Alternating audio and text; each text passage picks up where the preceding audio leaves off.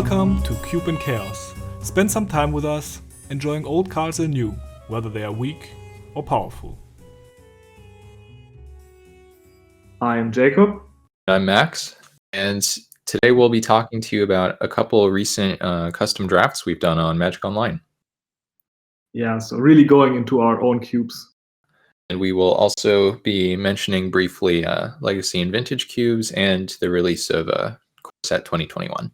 Talk about our most recent draft first. Sure.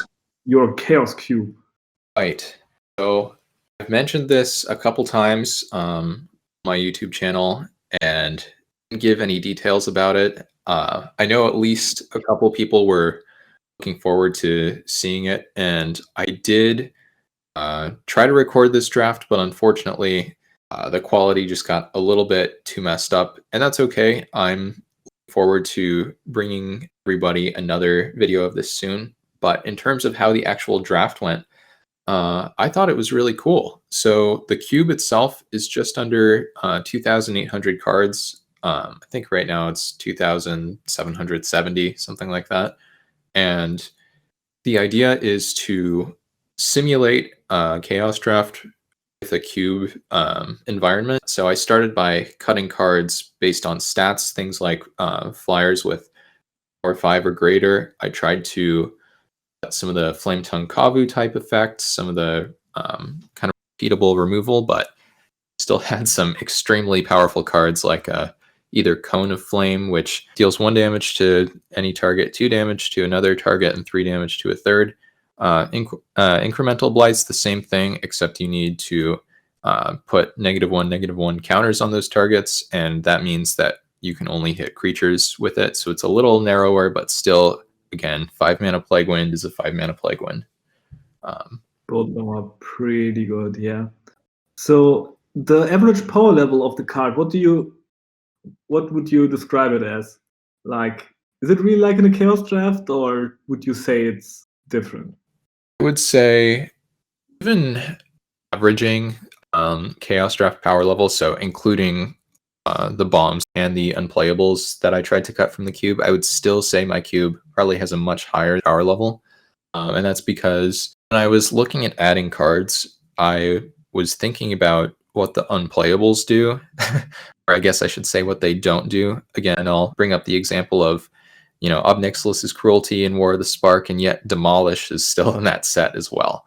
I just don't think that, that adds any depth to the draft format at all. I think you'd be hard-pressed to find any competitive limited player who thinks that Demolish, improved the quality of the set in some way. So yeah, my point was I wanted to make the picks more interesting by making it so there aren't a bunch of unplayables in the pack, but you have to make sure that you're still going to get tables for a deck. I will reduce the size of cards in the pack. I think most people had very, very strong decks. Yeah, I would say so, but for my case, I did feel like I was in very open colors. I was green-red, mainly green. I mean, I did cut some incredibly powerful cards because I felt like I should be aggressive. And that card, like a Primal Command, is a sorcery for 3 green, and you choose 2 options. You either put a non-creature card on top of your opponent's library, and the second one is you shuffle target player's graveyard into the library, or you gain 7 life, or you search your library for a creature card, reveal it, and put it into your hand. That card, it's almost always a 2-for-1, unless you really need to gain some life to stay alive. But I didn't feel like it belonged in my deck, so I cut that. And that's saying a lot about the power level.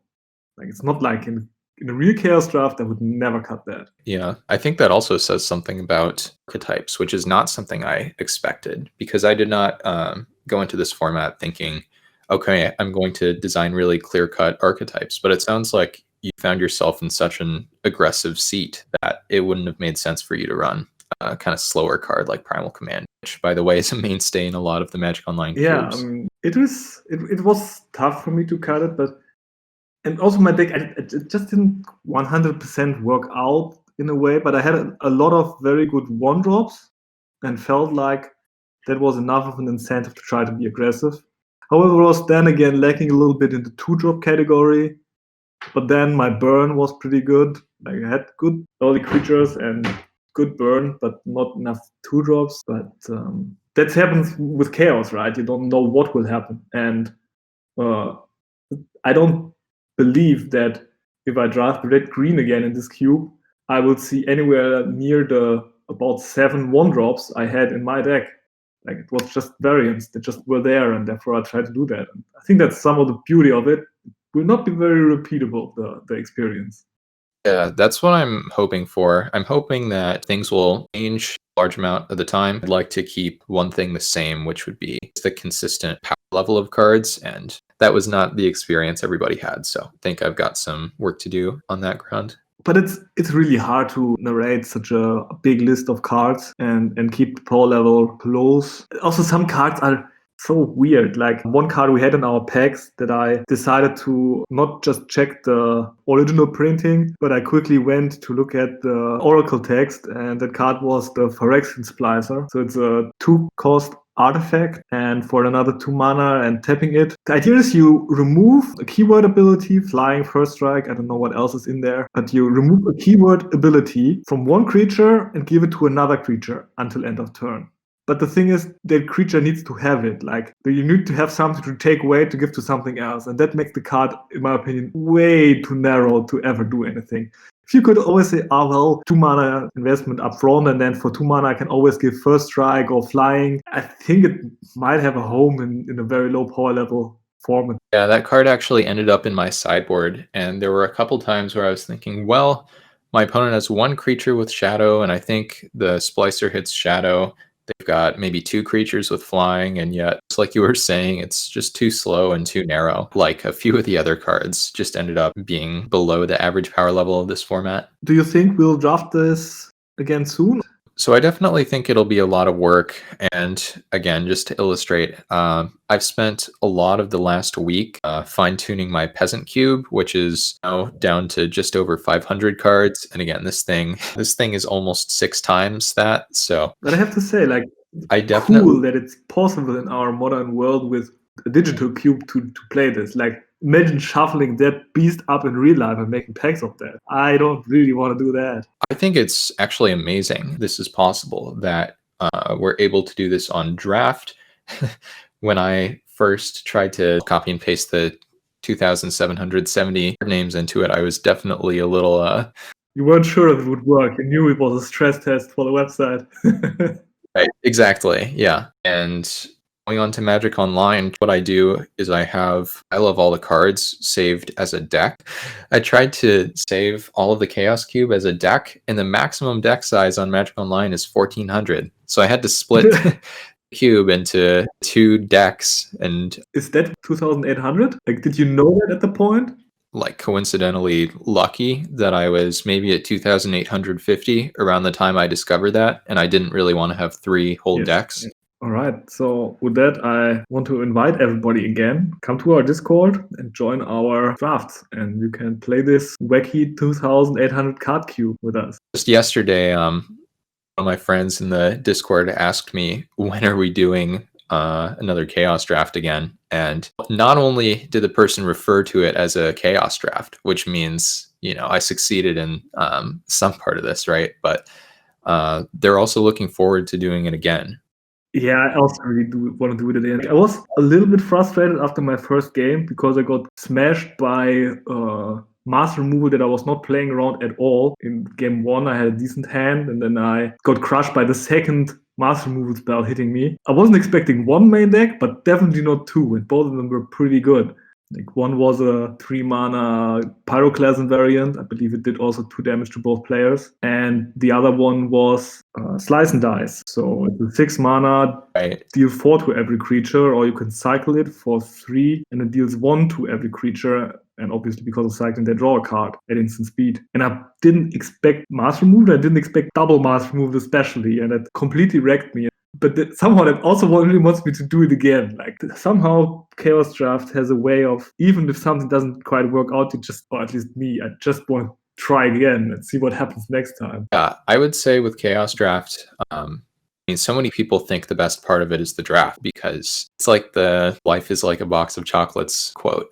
Yeah, you've got to eat it all. From Forrest Gump. So I think that as long as people are willing to stick with me as I do some more testing, like one of the things we noticed was there were 3 base blue-black decks, and every one of those decks won round 1, and then those decks finished 3-0, and 2 of them finished 2-1. So now we know the controlling archetypes are maybe a little pushed more than the aggressive Well, ones. small sample size of such a huge cube. I don't know if that's actually true. I would say maybe we don't know that, but I think we can probably at least say with a pretty high degree of confidence that the controlling cards in those 3 decks were very strong. Cards that wrathed the board or drew a bunch of cards or came back after dying, that Yeah, kind of something thing. that I think you maybe could also mention is like you selected roughly like a time period from where those cards were printed as a main focus. I feel like it's not a real chaos draft if it's like some form of escapism. You're trying to get away from the current draft set because some problem or other with the set. Usually it has to do with cards designed for constructed that are ruining your day in limited. But if you're going into a chaos draft and you see those same cards, I feel like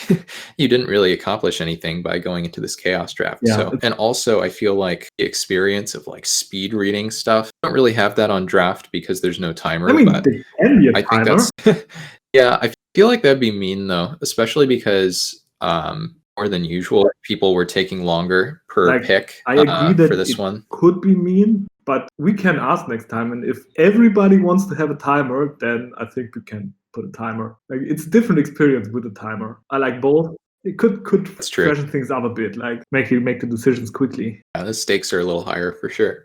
So in terms of the age range, I started looking at pretty much any old card that I think overperformed for me in some limited format that I've played. M10 or newer just felt like too new to me. And it's kind of unfortunate because 10 years ago, like. yeah, I know. Calling that too new is maybe a bit of a stretch, but yeah, I mean that's when you started seeing like a much higher power level, in my opinion. You mentioned the rules changes, and it's too bad we can't go back to damage on the stack or something like that for that is chaos, one of the disadvantages. Like the advantage of the online play is you can have huge cubes and you don't have to shuffle everything. But the disadvantage is you can't just go back to the rules the cards were printed with or something. Or custom cards, also something not possible. Yeah, custom cards would be really awesome if you can make those, but might be very, very difficult to balance and test because not only are you testing individual cards that you designed, exactly. You're also testing against the. I just think most people are terrible at designing cards, and I think that would include me. It could come up with a bunch of vanilla creature names and stats that would probably not be too good, but they have been printed before anyway. So one of my very few attempts at designing a card, it was called Mana War Elves. It was this creature that was both a mana dork and a mana war effect, of course, because what's the good of a portmanteau if it's not exactly like both of the features? And I showed it to one of my friends, and he was like, "No, this would be way too good. Like even for something like Vintage Cube, this is just too powerful." I believe also 20 years ago. No, not 20 years ago. Then I would have been 10, but maybe 15 years ago, I designed a card and was inspired by Dark Eldar in Warhammer 40k. They have some combat drugs, like things that sometimes make your dude stronger and sometimes kills them, or that back in the day that rule worked like that. And my idea was to have an artifact. I believe I costed it at 1, and then as a cost you would flip a coin, or you target the creature of yours, flip a coin, and if you win the flip it gets +2/+0, and if you lose the flip it's dead. And I believe people told me that it's too strong. I don't know if it is. I don't think I would want to run that card, but it's a terrible design anyway. It's just, I don't know, it's an always feel bad card. I don't know if I would call that terrible design or not. I mean, you have some cards in existence like that. Like, what is it, like Goblin Test Pilot? It's like randomly shocks something on the battlefield. Basically anything from the older unsets. Pretty similar design. I mean, there are some cards like that I'm in love with, but I added it to my Pyramid Cube just recently. So it's a red goblin for 3 mana. It's called Mock Assassin, and it has tap, flip a coin. If you win the flip, destroy target creature an opponent controls. Otherwise, destroy target creature of their opponent's choice. And I Yeah. just thought it's funny if that's the only creature you have in play and you bounce it in response to its ability on the stack. That would definitely be I don't funny. really Yes. think it's like that great, but I mean, because then what happens, right? Because targets are chosen before the thing is bounced. So even if you lose the flip, it just nothing happens, right? Because it's not like they're forced to target their own creature. just nothing would happen. Yes, so you would have lost your bounce and not accomplished anything. Like, I don't know, it's not great anyway. So one of the problems in this Chaos draft was the people who won seemed to have the most fun, and the people who lost seemed to have the least. And I don't think it's about what kind of decks they built or whether or not they got to do something sweet. It just seemed like for a lot of people, fun is proportional to winning. I'm not saying that's the only thing that makes people have fun, but it just seems like it's hard to have fun if you don't win. I think is one of the bigger problems with Magic, not just in these custom cube drafts, but just the game as a whole, to the extent that I've noticed on Arena. Every now and then there will be these extremely brief surveys. Did you have fun? And like a smiley face. It seems silly, right? But I'm pretty sure the purpose there is to try to turn Magic into a game where winning is not the only thing that determines whether you had fun. Yeah, they need to extract the games where the loser says, "Oh, I had fun," and then they need to figure out what's going on there. I don't know if that data mining project of them will bear much fruit, because analyzing the data of a Magic game or a Magic game log, I think is very challenging. But I think that must be the idea behind that. And I'm not really sure it's affected card design at all. It doesn't feel like it has, but I think it's still a pretty cool project and a cool idea. And I think that if anyone has the resources to do it, it would not be someone like me. It would be Wizards of the Coast implementing that onto Arena. We can make our guesses, or we are even supposed to make our guesses what we think makes games fun and put that into our cubes, right? For sure. Kind of going back to what you said about the Wrath effects, which, I mean, most aggro decks just fold to a Wrath, not to mention 2, or I guess let alone 2. 2 is just unbeatable. If the game is closer, that tends to be a little more fun, but making the game closer, that's easier said than done. Yeah, so in terms of but that's normally why best of 3 is great. I would have played around these cards game 2 and 3, and that would have made everything more interesting, but then I was just so unlucky that I had to mulligan and still drew like, I don't know, it was like 14 lands in the top 25 cards or something like that, or even worse, and I just didn't play a real game. I think that could have still been fun, because these sweepers were not like sweepers that kill everything.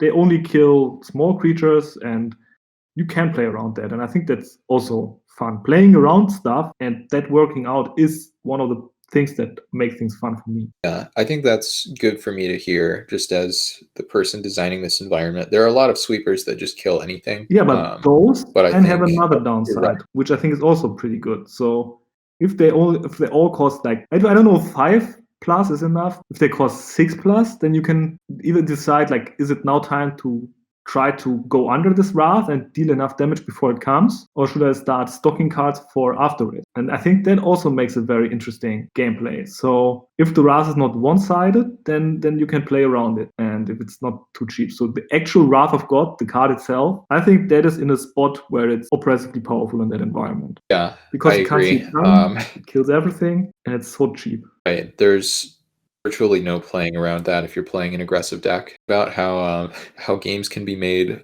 a little closer. So if we say there's an even-ish matchup between aggro and control, or say it's control versus control, and the games last a really long time. Long control mirrors aren't fun for everyone, but I think playing in a game where there are a lot of twists and turns, almost like a mystery TV show or movie, where you don't know who's going to win and where each player has a chance to, I think that is more fun. So cards that I will always have an eye on that I think are not fun is cards that snowball, like an Ophidian.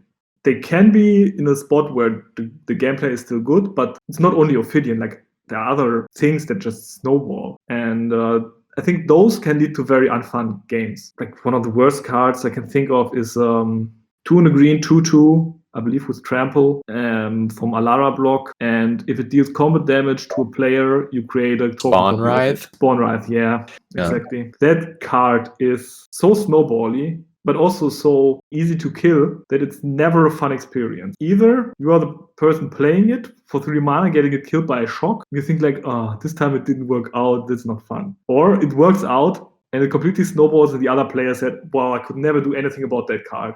My removal was, I drew my removal just 1 turn too late, and completely snowballed out of control. And same is true with an Ophidian. Like, if you can't block it the first turn, if you're playing a creature-based deck, then they probably drew their removal spell, bounce spell, or counter spell to protect it. And then you're sitting there losing all your resources while very, very slowly, or in the case of Ophidian, not even taking any damage, not even dying because of that. So I don't hate these cards, but when you are making decisions about your environment, they are critical, in my opinion. Yeah, I think I would agree with that. I'm a little less convinced that the player on the receiving end of the shock is having a terrible day than the person who's losing to 10 copies of Spawn Writhe, but yeah, maybe. It depends. Like, if you spend a high pick on the card, then could be a bit unfun. I'm not sure. Yeah, I could see that. Maybe you first pick it and then suddenly every deck has like 8 removal spells. Yeah. Maybe that's not... You are right. Like, the receiving end is way, way worse.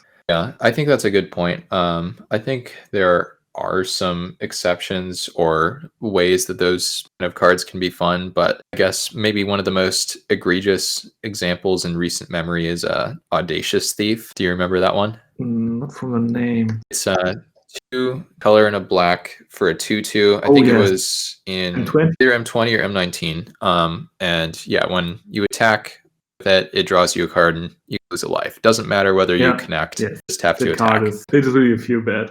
Yeah. It's kind of fun drafting it, I guess, but I don't think it's making for good gameplay. But in the context of Cube, which is not always peasant like we play, I think modern day Planeswalkers, or normally Planeswalkers in general, are very snowbally cards. They so often make the game about themselves and snowball out of control, and you feel falling yourself further and further behind. And I think that might be why at least some people in our play group have an inherent problem with Planeswalkers. Yeah.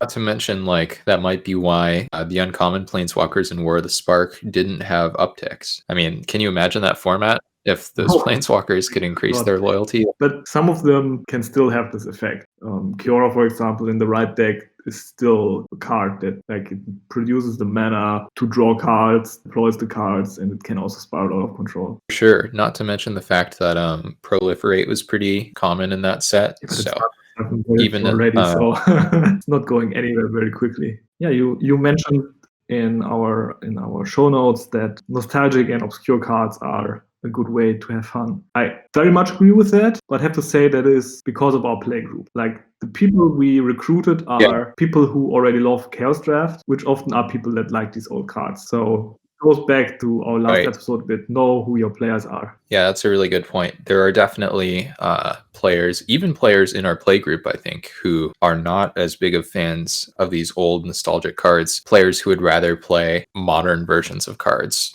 And again, these kinds of players who have grown up with Magic from M10 or later, that kind of thing.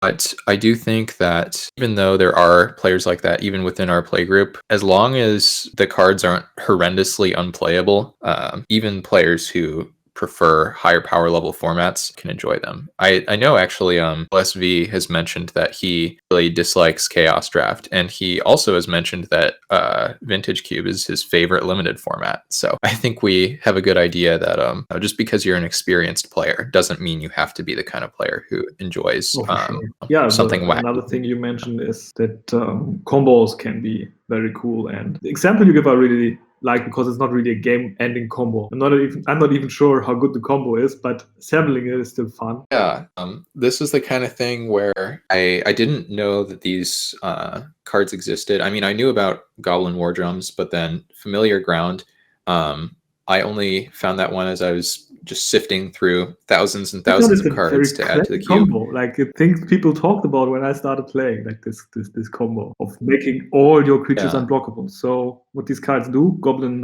War Drums is 2 in red for an enchantment, and it gives all your creatures menace. And Familiar Ground is also an enchantment in green for 2 and a green, and it says that each creature you control cannot be blocked by more than one creature, meaning they just can't block anymore. Like everything you have is unblockable now. Right. I was really excited to learn that these cards were printed at the same rarity in the same set. So it felt like I rediscovered this really old but sweet, combination of cards. And is it the best, 2-3 mana enchantments to make your creatures unblockable? Maybe not. It might I'm be just not worth sure. it, but giving everything menace. The War Drums for sure is the better card of those two, I would say. Stopping people from double blocking is inherently not very powerful. That's true.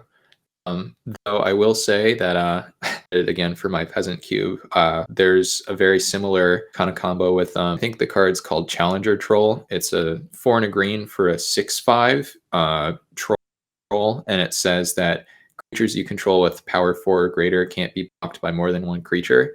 And there are a bunch of red creatures with power 4 or greater that either have or can gain menace. And so, looking back to this ancient combo, some of these cards in the peasant cube too, which I think is really like sweet. it. And there there are often more combos like that. I guess the Goblin Assassin plus Crystal Shard would be a similar kind of combo. Like it's cool to assemble it with the actual benefit being a bit questionable, and I kind of like that. Right, yeah. I think that whenever you're able to do something cool, it'll for losing the game in terms of fun value. So our last possible solution to having fun, even if you're not able to win, is when you have sweet archetypes. So one example of this would be, and I think this might be the only time that I've ever O3'd. It was in Masters Edition. I drafted like this mono black Tron deck, and I won 3 games. So every match I lost 1 and 2. And there's a card called Howl from Beyond. Yeah, it's X mana and 1 black, and it gives a creature +X+0. And I managed to do like I cast 3 Howls from Beyond, 1 to win each of those games that I won. And I think thanks to the Tron lands, X was around 18 or something like that every time. It was just awesome. It was terrible. Yeah, it was really, really bad. Oh, yeah. But it was I so much remember fun. that format. It was fun drafting Tron lands with terrible cards. Like there were 7 mana, 4/4 tramples, and all of that stuff.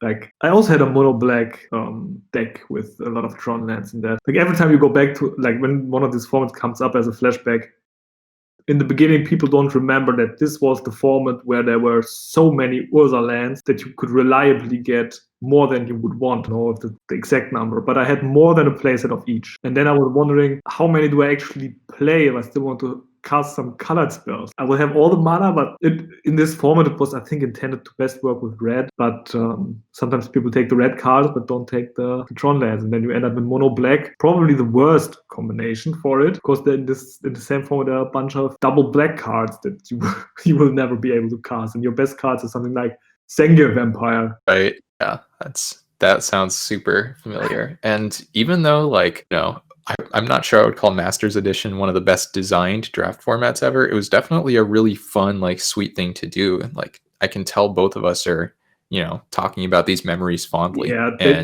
took very old and wonky cards and tried to make them work in a format. And that is almost a bit like building a cube at a low power level with only weird cards. They had very strict restrictions, and they, in my opinion, made it work. Yeah, I think it was pretty fun too. In fact, I was kind of wishing we could go back to it. We just had a Legacy Cube on Magic Online, and I wrote an article about that. And I was thinking that one of the only formats that I feel qualified to write an article about, that I think I've seen too many articles about, would be these Masters Edition formats.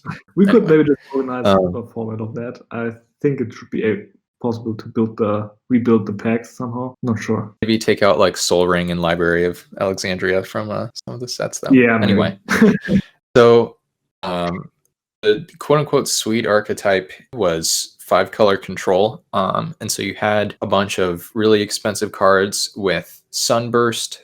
So that was from like the original Mirrodin block. It's only in the set Fifth cards Dawn, that cared about. which was the last one you drafted back in the day, which was one of the problems of the whole thing. Like everybody settled down in the nice 2-color deck, and then in the last pack everything was, oh, let's draft 5 colors. And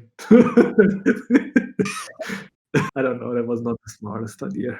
Yeah, maybe not, but Cards are sweet. definitely a sweet one. Sure. Yeah, they are. I heard that the person who drafted the 5-color deck, he got a good amount of fixing, and he thought there was a good amount of support, but he thought that the Sunburst cards in particular were underperforming, which, I mean, when you have super powerful control decks and aggressive decks, I can see maybe your like 7 or 8 mana giant creature, which is bigger than everything else, but still dies to the same removal, maybe is not well suited to the environment. So maybe where the cards with Sunburst felt a little clunky, I was thinking just some more good old 5-color cards. I already had Chromat, which is like this 5-color ancient dragon somewhere in the format, but I was thinking maybe some 5-color sliver cards, and I looked over some of those, and I'm thinking I'll add Sliver Queen, which I think that's a really nice 5-color payoff as a 5-mana 7/7 that for 2 generic mana you can just start throwing out one.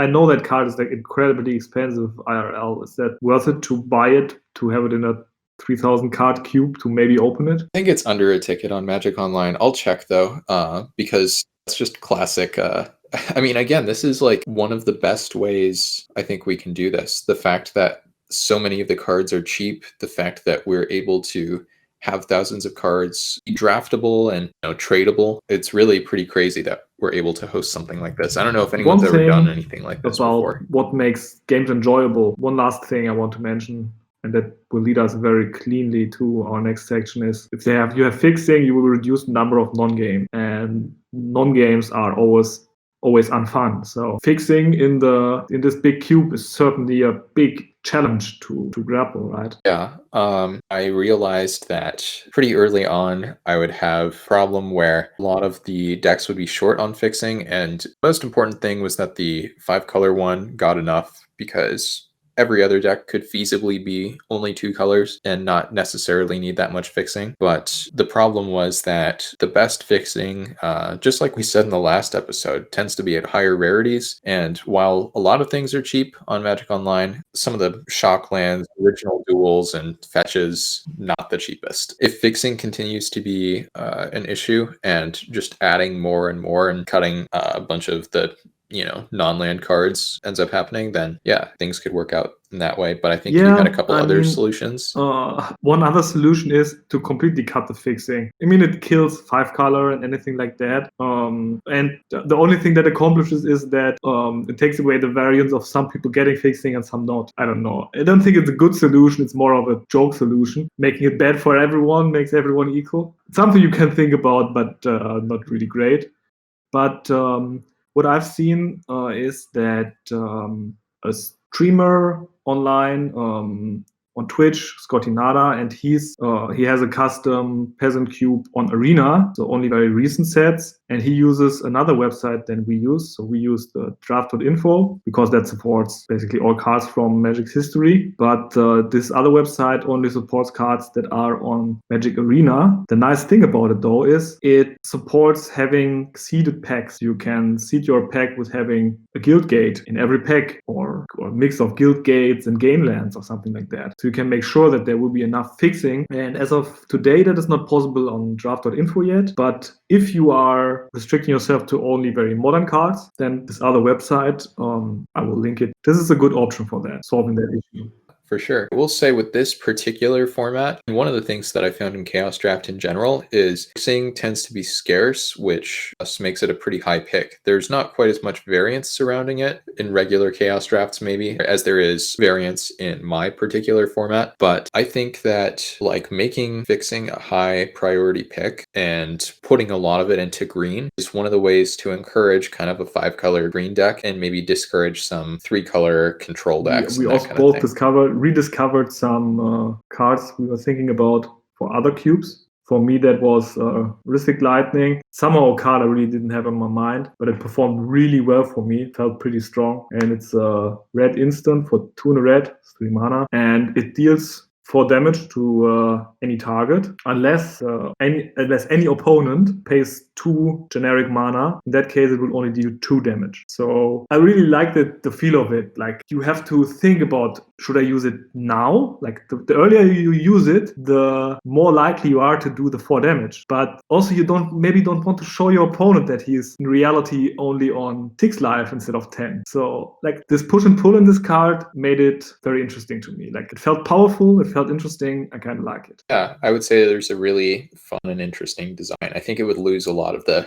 power level if it weren't an instant. But I remember someone in your chat saying something like, the only good cards from Prophecy are the Rhystic ones, or something like that. Oh, yeah. And when I combed through those sets, that was just about exactly what I was thinking. I was thinking, there are some good cards with alternative costs, and there are the Rhystic cards, and that's like crazy. it. It's different times than modern sets. Speaking of modern sets, my card was, I think, in Vintage Masters. It's called Nightscape Familiar. And this card, 1 and a black, I think it's some kind of zombie. I'm not sure off the top of my head.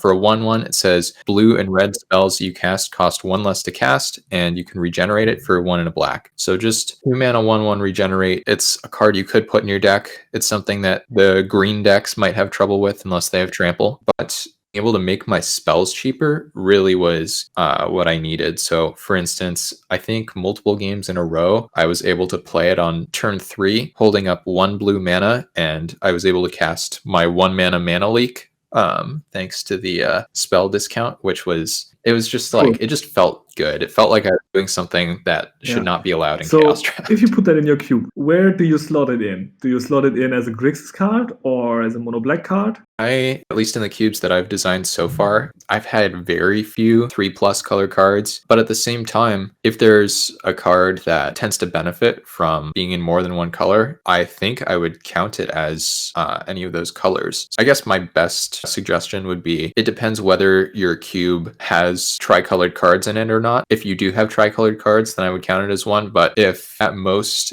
you have 2 colored cards and you have this thing in there, I would probably just count it as a black card, because it doesn't make sense to create another entire category. Yeah, that's true. I think I would just count it as a black card, since it would work on all of the 2 color combinations. It doesn't feel that gold to me, but I think it's close. Interesting to think about it. And I know different cube designers feel different about that, and you will find these type of cards all over the place. So I believe it was the week before that, we drafted the Star Wars cube. We talked about some of our expectations for that, talked about some of the card choices and that kind of thing, but we didn't talk about how it went. I thought it was really sweet. I remember personally, the turning point in the draft for me was, I think the card is called Retrofitter Foundry. I haven't ever actually played with it, and it's super good. It makes a bunch of different kinds of tokens. It turns one kind into another. It's a lot like Trading Post, we talked about much that card better and before cheaper. on the podcast. It was in our first episode, because it was my pick from, I believe, the Cr4ckSh07 cube of the card that I enjoyed the most. I loved it in the control deck. Just having a 1-cost threat that really can hit hard, but lets you keep up your mana the whole game. Yeah, that's a good point. Functioning at instant speed is definitely a big benefit for this. So I remember, I think I was halfway through pack 1, something like that, and I was looking at like Auriok Salvagers, half of the Bomberman combo, and I was thinking, okay, I already have Gideon, aka Qui-Gon Jinn, of course, and I was thinking I probably could go into white, and I was also thinking that, like, you know, there's a chance I don't get there on the 1 mana artifacts, and the Auriok Salvagers is not nearly as good as the Foundry would be. And I ended up saying, you know what? I put this this card in the cube, the Salvagers, to do really sweet broken things, and I'm going to try to do really sweet broken things with it. And I think I succeeded. I more than once was able to assemble this combo with Executioner's Capsule, where I was just repeatedly able to destroy my opponent's creatures. I even had Necrogen Spellbomb, so I could basically lock them out of their game by making them discard on their draw step every single time. Of course, I was a little too far behind in the game to go for that one. But yeah, and again, instant speed discard, not to mention doing it repeatedly, that, I mean, it probably would feel so harsh. Yeah, I mean, a lot of decks can just not beat that. I mean, at the point where you assemble that, it's just over. So I also really enjoyed the format, but I also have to say I was winning. So yeah, I really did love it. I drafted blue-red/black, and I mean, I had two overpowered planeswalkers did win me some games by themselves, and I don't want to talk too much about them. I valued one-drop artifacts that can generate maybe even a minor value very highly because I knew that they enable so many synergies. And it reminded me a lot of the original Mirrodin block, where those cards were super high picks. Like they make all your affinity spells cheaper. I believe there are not that many in this cube, but you can tap them for improvise. You can sacrifice them to different things. They trigger many different cards, just trigger when you cast an artifact. And if that artifact just costs 1 mana and replaces itself, you can just really go off. And like I really picked them highly, and I liked that, and it came together very nicely. But I got a little bit the feeling during the draft that other people did not value them highly at all. And I think this format it has a learning curve, I believe. I think that's true for sure. Yeah, I managed to get all 4 on-color ones for me, both of the black ones from Scars and Original Mirrodin, and the white ones from the same sets. Yeah, I got the red ones and blue ones. That's the kind of thing where I feel like it wouldn't be a pure cube if I were to create duplicates of the cards, but they're so good in so many decks, and they're so highly sought after by, well, me, the designer of the cube, and by you, the person who done the most test drafts. So, and I agree about the learning curve. Tried to make it pretty intuitive. Like if you get, a planeswalker, aka a force sensitive character, it's probably going to be good. I didn't think that they would be completely unbeatable. One-drop artifact, they look so innocent. Don't look like they do much, but in the end they drive everything. Like they keep your deck running, they produce 1/1 flyers, you regenerate value of that. The card that I like the most in my deck now is Sword of the Meek. And that card is so cute. You can just play it, equip it, fine. But in this cube, it triggered everything. And I had, Goblin Engineer, yeah. I think. So it's 1 in the red, 1/2 from Modern Horizons. When it enters the battlefield, you search your library for an artifact card, put it into your graveyard, and shuffle your library. That's already nice. Searching, like playing a creature that searches up the Sword of the Meek that will likely just come back from the graveyard for free is great. But then also the engineer has the ability to only 1 red and tap it and sacrifice an artifact, return target artifact with converted mana costs of 3 or less from your graveyard to the battlefield. So at that point, like, you can sacrifice it again, trigger it again, and just generate value of a 2-drop, and not winning the game immediately, but it's one of those combos that just feel very good when you assemble it. When the engineer almost assembles it by itself, you don't need much else, but a little bit. Like you still need something to generate the 1/1s. I think started with a bunch of different ideas in terms of like the swapping artifact design. At first, I was just thinking they should be ways of repeatedly like incurring value. So kind of like what you were describing with Sword of the Meek. Ichor Wellspring would be another great example. 2-mana artifact that when it enters the battlefield, you draw a card, same when it dies. With that card, you just play it, you sack it like just over and over. You can put it into the graveyard, kind of entomb it with the Goblin Engineer. I was pleasantly surprised that you're able to assemble, well, I guess not even surprised. It was just nice to see that you had assembled that. When I was originally building the cube, I was thinking, do I want to put some truly broken stuff into this? Do I want Tinker? Do I want Blightsteel? Do I want Skull Clamp? I ended up deciding against all of those things. I think that was probably for the best. That had to do mainly with trying to create archetypes and archetypes that were relatively balanced. So I was thinking about some kind of blue-red like cheat into play archetype, and the cards that were there were either like bad or completely broken. Even though there was no one who just like said this had to do with my inferences, actually about a lack of complaints. 12 cards per pack actually worked out fine. Nobody seemed to be especially short on playables. In green, not quite as bold or as brash maybe of an experiment, but nobody really seemed to miss it. So somehow the fundamentally like groundbreaking things, in my opinion, ended up being the least, I don't know, negatively impactful, the most successful. I agree. That just worked out. So don't be afraid to draft with less than 15 cards, even though I feel like it's underexplored. You mentioned the bombs for any archetype as one of the issues you were thinking are in the cube. How did you experience that?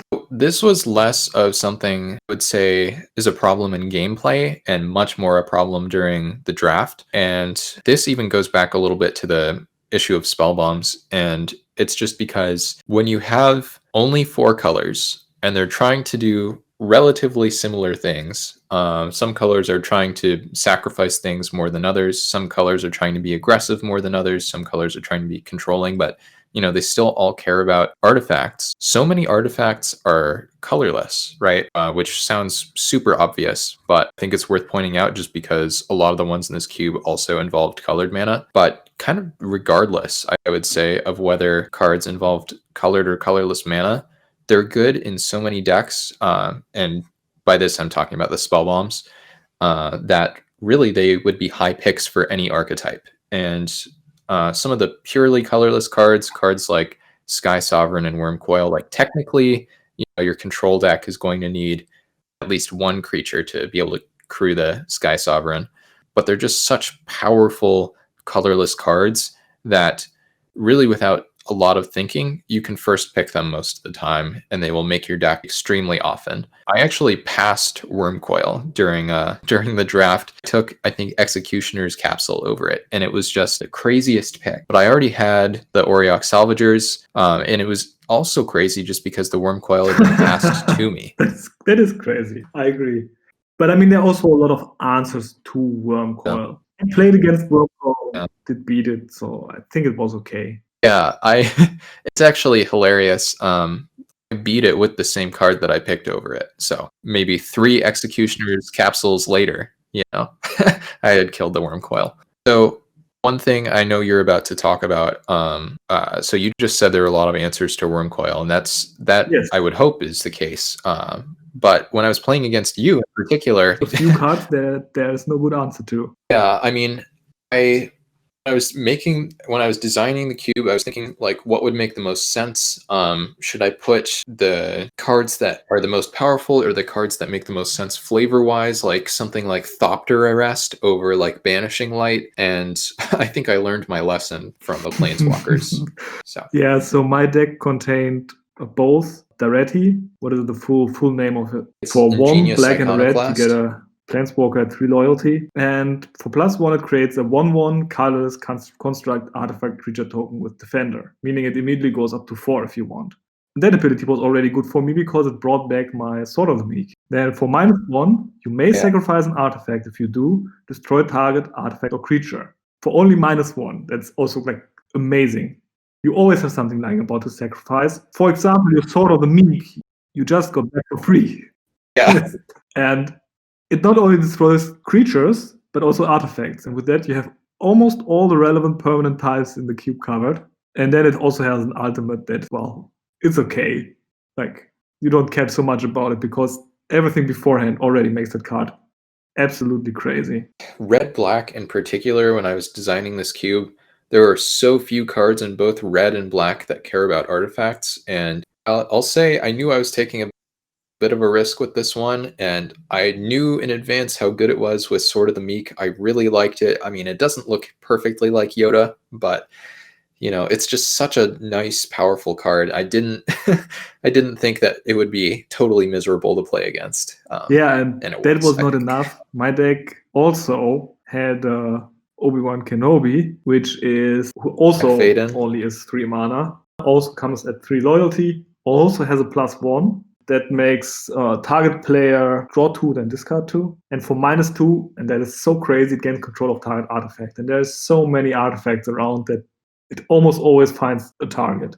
So this -2 already is a 2-for-1, but it leaves you behind with a great Planeswalker. I don't know what more you could want. This card was way too good, I would say. Yeah, I absolutely agree.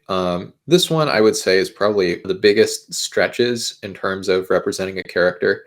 I think maybe one of the better ones would be like Gideon Jura as Qui-Gon Jinn. Even the names are a little similar. But Obi-Wan doesn't really look that much like Dak. They have facial hair, but this card is probably just straight up the best card in the cube. Being able to 3 mana like gain control of effect, and as you said, leaving behind a planeswalker, it's really inexcusable. It should not have been in the format.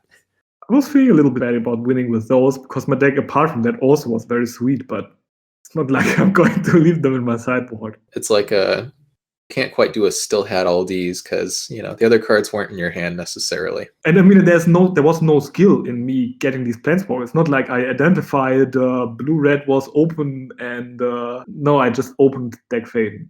I believe it was pick 1, pick 2. I was already more or less in blue-red, just lucky. And then pick 1, pick 3 had the red for me. And one of the biggest kind of conflicts, I would say maybe tensions that I had when designing this was because I've never designed like a themed cube like this before. Trying to make sure cards referenced the universe, but also felt good, which means they had to be like synergistic. They had to have about the right kind of power level. And toward the end, I was thinking, you know what, maybe I should have just called this Artifact Synergy Cube and just cut all the cards that were particularly potent. And I don't think I'm going to cut all the planeswalkers. I think something like Elspeth, which, Elspeth Sun's Champion to represent Ray, maybe that's a little too good. All I know is it immediately prompted a concession, I think twice maybe, from the player I was playing against. So I think it would be kind of like almost like a defeat of some kind if I just took out all the flavor and story references and just called it Artifact Synergy Cube. But I think I'm going to keep my hopes up. I'm going to try for some kind of middle ground where I can reference the storyline without completely breaking the games. We'll see if that's possible. All right, so I mentioned that Legacy Cube just rotated off of Magic Online.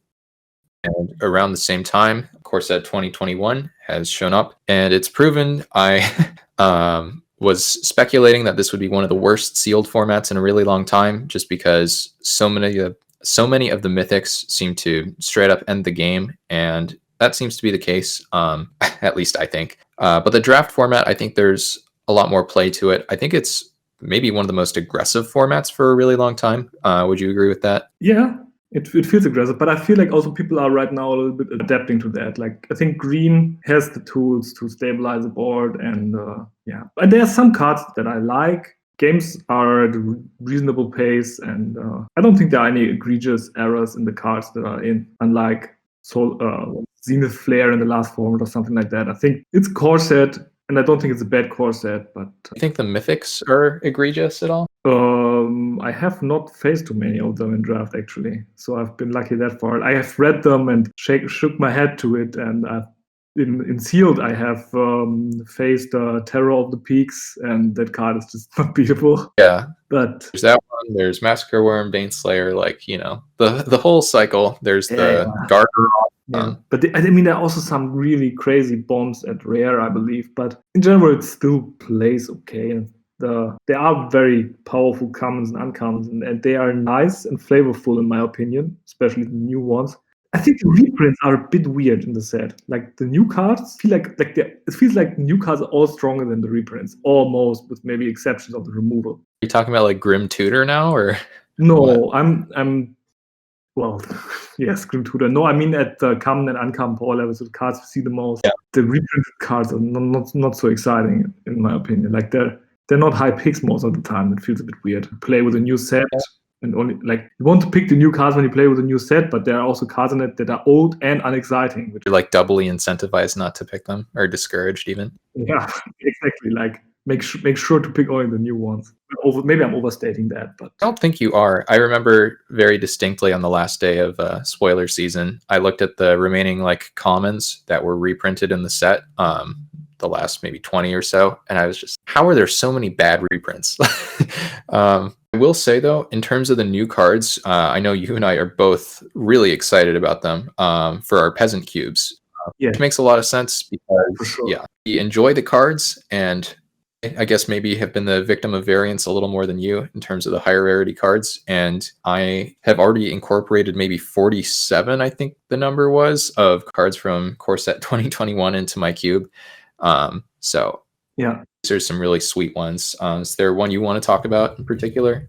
Yeah, there is one that I would like to talk about, which is actually a reprint, which is fun. But it's a reprint that was downshifted in rarity. And it's the Korean Dryad, which for the first time now is an uncommon and not a rare. Not a rare anymore. And I'm pretty excited about that. I think it will fit well in my peasant cube and help the blue-green counters team. But it can also, the nice thing about what I like about it is that while it clearly belongs into one of the decks there, it could perform in other decks, but it's a little bit incentivizing people to maybe go off rails and do something 5-colorish. And I kind of like that card. I think it's cute. It's not even I feel like people are not taking super highly in M21 draft. Yeah, I just kind of like the card. It strikes some nostalgia with me, and I like to see it there. I think it's a pretty sweet card. I would say one of my favorite things when looking at spoilers is if I see a reprint and I see like a rarity downshift or a rarity upshift that I agree with, it just feels really nice to see something make sense in a different place. Also, yeah, in terms of your cube, you mentioned that you're thinking about having like sanctums and Hondens in your cube, and going off the rails, doing 5-color stuff feels better when you have a payoff like the Dryad. Yeah. So I guess the cards I'm most excited about in my cube would be something like Watcher of the Spheres and Experimental Overload, the cards that I've used as my signposts for the blue-white and blue-red archetypes. Oh, yeah. I'm somehow not so high on the Experimental Overload. Like, I think it's probably good that it exiles itself, but I don't know. Somehow it doesn't strike a good tone with me. I would like it if the creature it made would shrink and grow with a number of instant or sorceries, and I think I would also like it if it remains in the graveyard, but like the way it works right now, it feels clunky. I don't like it. I don't know why. That's valid. I wasn't sure about the card first either. I hadn't played with it. I asked Newmont what he thought at one point, and he said that thought it was really good. And I was like, okay, I'll give it a shot. And through some testing, I was actually very impressed. Card was reliably making tokens that were like 3/3 or larger. The fact that it exiled itself was very relevant because there would be some kind of broken loop with something if it didn't do that. I'll say, though, that, you might not like the card a ton in M21, but you'll have to try it out in my cube. That's the deal I'm making with you in order to tell me that you don't like how to play it. All right. If I'll open it, I will pick one it. Promise. Yeah, so just quickly, I want to mention something that will be coming up then in our next episode. We'll be talking more about M21. As we said, we liked a lot of the cards and really want to discuss some more of them. And with them comes some interesting changes, at least to my cube, that are possible but not yet set in stone. But also Kickstart happened. So like there's so many new cards coming out, but I think also Kickstart is very interesting. And I just wanted to quickly mention it here, but next time we'll talk more about that. Yeah, we might also mention Vintage Cube being on Magic Online, and I think it'll be around for a month. So it's an awfully long time to be able to play it. And yeah, Jumpstart, like you said, being released. That's another pretty exciting one for Peasant Cubes. With that, we want to thank you all for listening and want to remind you again, come join our Discord and play some cube draft with us. See you there. Happy cubing. For listening. Bye.